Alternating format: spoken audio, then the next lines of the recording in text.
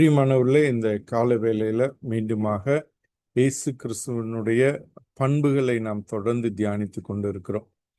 இந்த கடைசி 10 நாட்களில் இயேசு கிறிஸ்துவனுடைய பாதை எப்படியாக இருந்தது, வழி எப்படியாக இருந்தது என்ற பெரிய தலைப்பின் கீழே ஒவ்வொரு நாளும் ஒரு சில காரியங்களை கற்றுக்கொண்டு வருகிறோம். இப்பொழுதும் கூட இந்த நாளில் நாம் தியானிக்கக்கூடிய காரியம், இயேசு கிறிஸ்து நம்பிக்கையுள்ளவராக இருந்தார், நம்புகிறவராக இருந்தார். இயேசு கிறிஸ்து நம்பிக்கையுள்ளவராக இருந்தார் அல்லது நம்புகிறவராக இருந்தார். இதற்கான ஆதாரமாக நாம் லூக்கா எழுதின சுவிசேஷம் 23வது அதிகாரம் 46வது வசனத்தை எடுத்து வைத்துக் கொள்ளலாம். லூக்கா 23:46. இயேசு, பிதாவே, உம்முடைய கைகளில் என் ஆவியை ஒப்புவிக்கிறேன் என்று மகா சத்தமாய் கூப்பிட்டு சொன்னார். இப்படி சொல்லி ஜீவனை விட்டார். பிதாவானவருடைய கரத்துல தன்னுடைய ஆவியை ஒப்பு கொடுத்து தன்னுடைய வாழ்க்கையை அவர் முடிக்கிற, அல்லது இந்த பூமியிலிருந்து தன்னுடைய மனித வாழ்க்கையை முடிக்கிறத நம்ம பார்க்கிறோம்.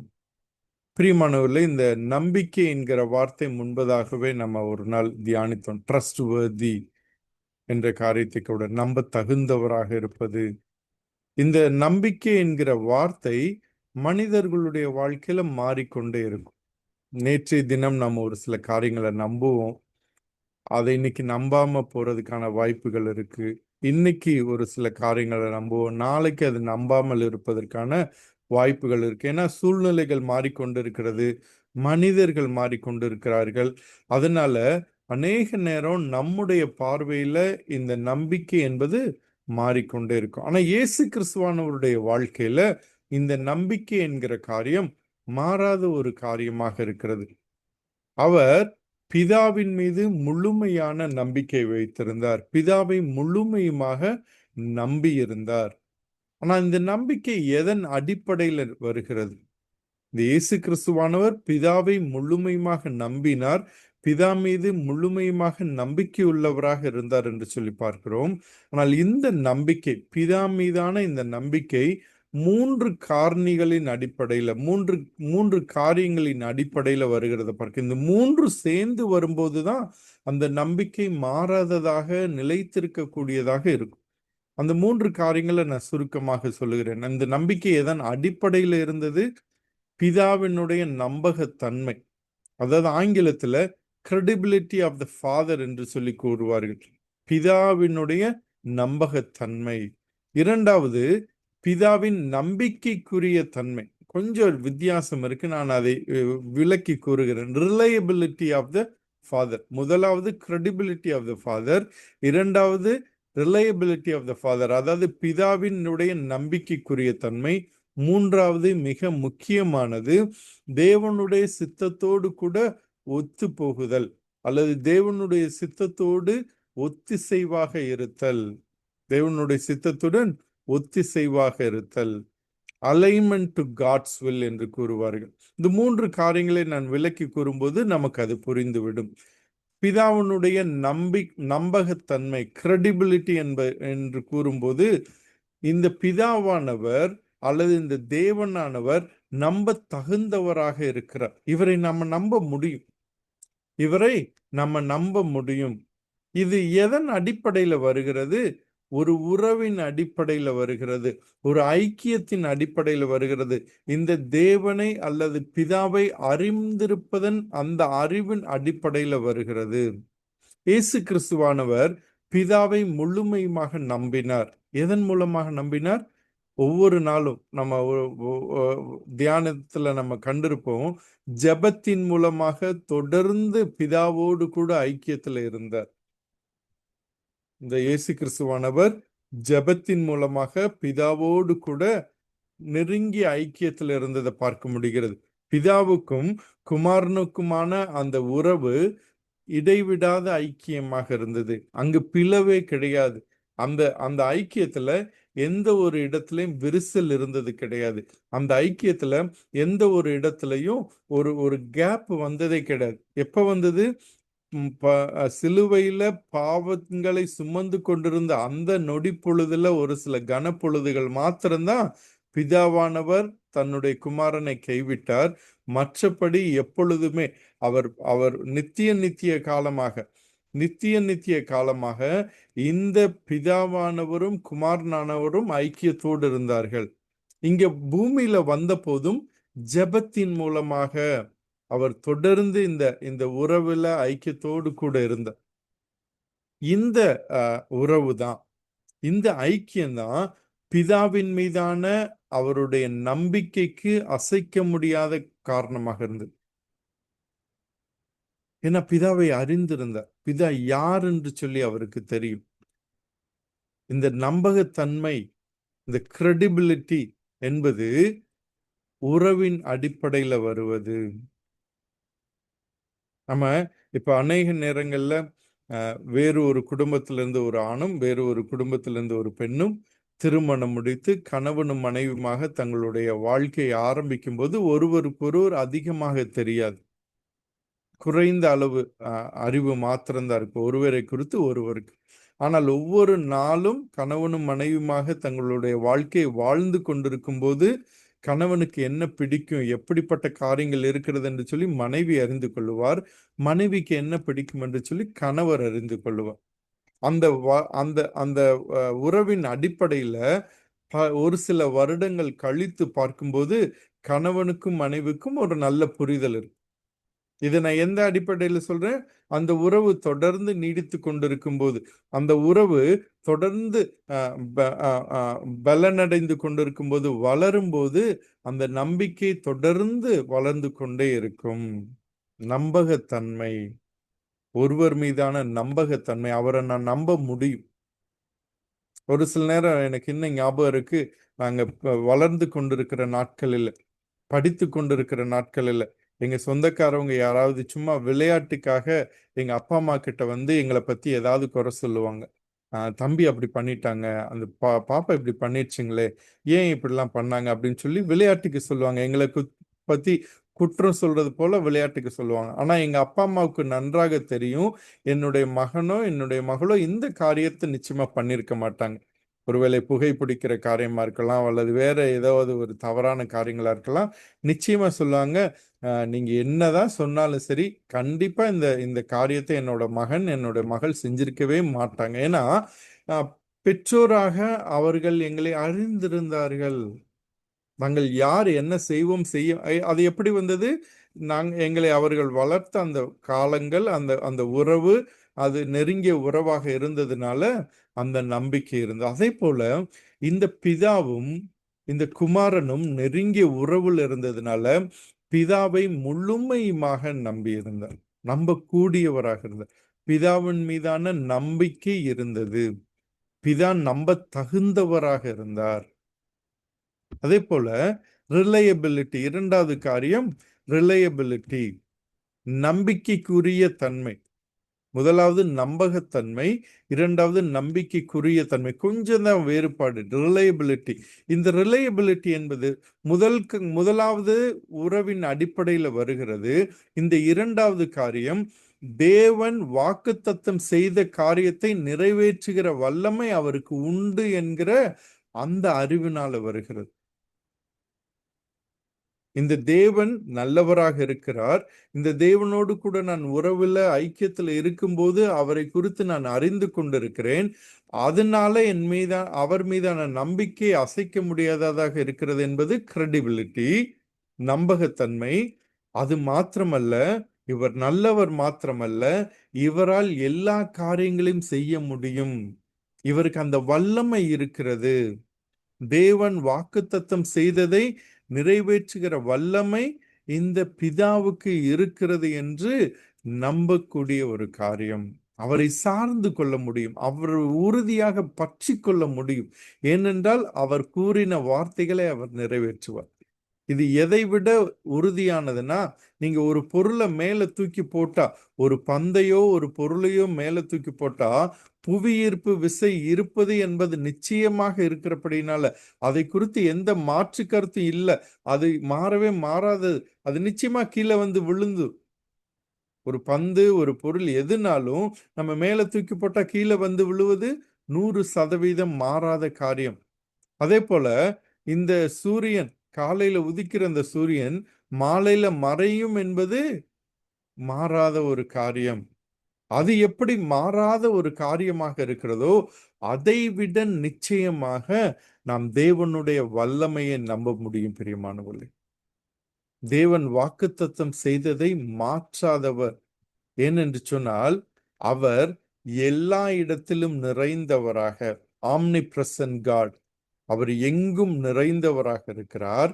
அது மாத்திரமல்ல, எல்லாவற்றையும் அறிந்தவராக, ஆம்னிஷியன்ட் காட், எல்லாவற்றையும் அறிந்தவராக, அடுத்ததாக ஆம்னி பொட்டன்ட் என்று சொல்வார்கள், எல்லாவற்றையும் செய்ய வல்லவராக, வல்லமை நிறைந்தவராக இருக்கிறார். அவர் எங்கும் இருக்கிறார், எல்லாவற்றையும் அறிந்திருக்கிறார், எல்லாவற்றையும் செய்ய வல்லவராக இருக்கிறார். இந்த தேவன் என்னோடு கூட இருக்கிறார். இந்த தேவன் நம்மோடு கூட இருக்கிறார். இதை இயேசு கிறிஸ்துவானவர் அறிந்திருந்தார். இயேசு கிறிஸ்துவானவருக்கு உறவின் அடிப்படையில இந்த தேவன் நம்பிக்கைக்குரியவர் என்று சொல்லி தெரியும், நம்ப தகுந்தவர் என்று சொல்லி தெரியும். இப்பொழுது இந்த தேவன் எங்கும் நிறைந்தவராக, எல்லாவற்றையும் அறிந்தவராக, எல்லாவற்றையும் செய்ய வல்லவராக இருக்கிறார் என்பதனால அவரை இன்னும் முழுமையாக சார்ந்து கொள்ள முடியும். அவரை இன்னும் முழுமையாக நான் நம்பிக்கைக்குரிய பாத்திரமாக நான் வைத்திருக்க முடியும் என்று சொல்லி இயேசு கிறிஸ்துவுக்கு புரிந்தது பிரியமானவர்கள். அதனாலதான் பிதாவானவர் சொன்ன காரியங்களை ஏற்றுக்கொண்டு அந்த காரியங்களை தன்னுடைய வாழ்க்கையில போதித்தார். அது மாத்திரமல்ல, தன்னுடைய வாழ்க்கையையும் தன்னுடைய ஊழியத்திற்கான முடிவையும் வழங்குவதற்கு தன்னுடைய வாழ்க்கையை முழுவதுமாய் யார்கிட்ட கொடுக்கிறாரு? பிதாவின் இடத்துல கொடுக்கிறார். லூக்கா 23வது அதிகாரத்துல நம்ம வாசித்தது போல, லூக்கா 23:46 நம்ம வாசித்தது போல, பிதாவே, என் ஆவியை உம்முடைய கைகளில் ஒப்பு கொடுக்கிறேன், உம்முடைய கைகளில் ஒப்புவிக்கிறேன் என்று சொல்லி முழுமையுமாக ஒப்பு கொடுத்தார். சிலுவை என்பது உலகத்தின் பார்வையில தோல்வியின் முடிவு. சிலுவை என்பது இந்த உலகத்தின் கண்ணோட்டத்துல இயலாமையின் முடிவு. சிலுவை என்பது இந்த உலகத்தின் கண்ணோட்டத்துல அவமானத்தின் சின்னம். ஆனால் அந்த முடிவிற்கு எப்படி இயேசு கிறிஸ்துவானவரால விட்டு கொடுக்க முடிந்தது? எப்படி விட்டு கொடுக்க முடிந்தது? ஏனென்றால் இதற்கான முடிவு பிதாவானவருடைய கரத்தில் இருக்கு. இந்த தோல்வியை வெற்றியாக, ஜெயமாக மாற்றக்கூடிய வல்லமை பிதாவினிடத்துல இருக்கு. அதனால இதெல்லாம் நான் அவர்கிட்ட கொடுத்துறேன். ஒரு சில நேரம் பிரியமானவர்கள், நம்முடைய வாழ்க்கையில ஒரு சில காரியங்கள் புரியாது. ஒரு சில காரியங்களை ஆண்டவர் செய்ய சொல்லும் போது அதை செய்தா மற்றவர்கள் நம்மை முட்டாள்களாக பார்க்கலாம், செய்தா நம்ம தோத்து போனவங்க போல இருக்கலாம், அதை செய்தா நம்முடைய வாழ்க்கையில இயலாத தன்மையை வெளிப்படுத்துகிறது போல இருக்கலாம்னு சொல்லி யோசிக்கலாம் உலகத்தோட பார்வையில, மனுஷீகமா. ஆனா அதுதான் பிதாவானவர் நம்முடைய வாழ்க்கையில அனுமதித்திருக்கிறார் என்றால், பிதாவினுடைய வல்லமையை நம்பி, பிதாவினுடைய குணாதிசயத்தை நம்பி நான் விட்டு கொடுக்கிறேன் அல்லவா? அது முக்கியமான காரியம். அதுதான் மூன்றாவது காரியம். முதலாவது கிரெடிபிலிட்டி ஆஃப் த ஃபாதர் பார்த்தோம், இந்த பிதாவினுடைய நம்பகத்தன்மை. இரண்டாவது ரிலையபிலிட்டி ஆஃப் த ஃபாதர் பார்த்தோம், இந்த பிதாவினுடைய நம்பிக்கைக்குரிய தன்மை. இது மாத்திரமல்ல, இது மாத்திரம் இருந்தா எல்லாம் சரியா நடந்துராது. மூன்றாவதாக முக்கியமாக தேவனுடைய சித்தத்திற்கு முழுமையுமாக ஒத்து போகிற காரியம். தேவனுடைய சித்தத்திற்கு முழுமையுமாக ஒத்துழைப்பு கொடுக்கிற காரியம். இதுவும் சேரும் போது மாத்திரம்தான் நாம நம்பிக்கையுள்ளவர்களாக இருக்கிறோம் என்று நாம் சொல்ல முடியும்.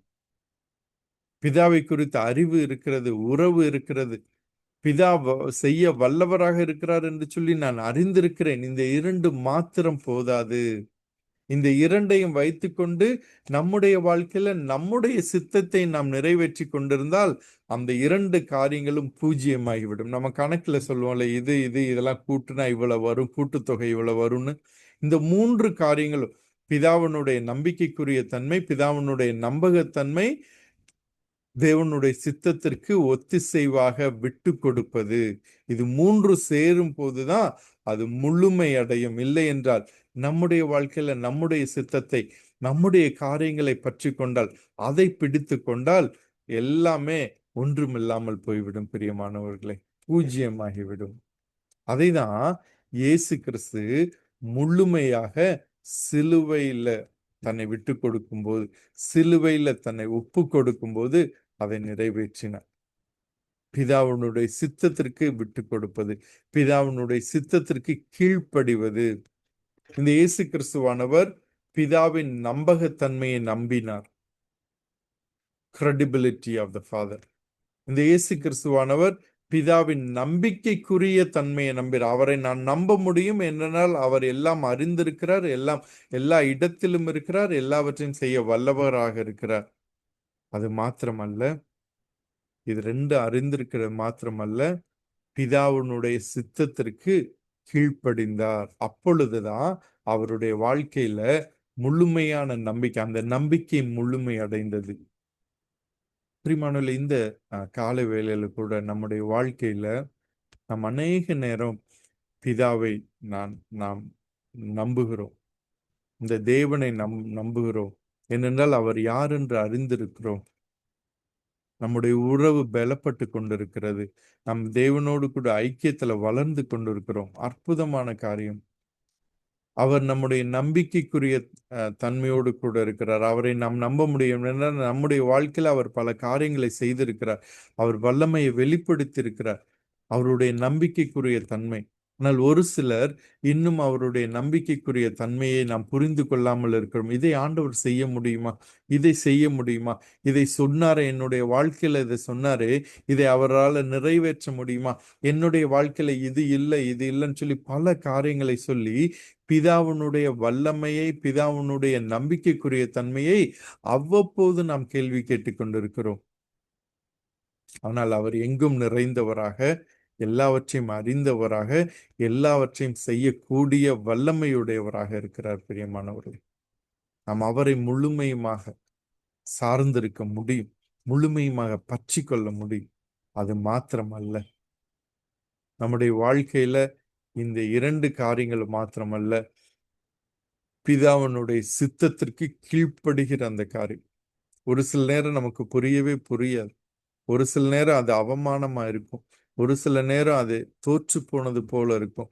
ஆனா ஆண்டவர் சொல்லும்போது, ஆண்டவருடைய சித்தத்தை அறிந்திருந்தால் நாம் அதற்கு கீழ்ப்படுகிறோமா, அப்பொழுது நாம் முழுமையுமாக இந்த ஆண்டவரை நம்புகிறோம் என்று சொல்லி நாம் தைரியமாக இயேசு கிறிஸ்துவை போல பிதாவை நாமும் நம்புகிறோம் என்று சொல்லி, இயேசு கிறிஸ்து எப்படி நம்பிக்கை உள்ளவராக இருந்தாரோ அதே போல நாமும் அவரை நம்புகிறோம், நாமும் நம்பிக்கை உள்ளவர்களாக இருக்கிறோம் என்று சொல்லி நாம் தைரியமாக சொல்ல முடியும். பிரியமானது, இந்த நாளில் எந்த காரியத்துல நாம தேவனை நம்பும்படி தேவன் நம்மை அழைக்கிறார்?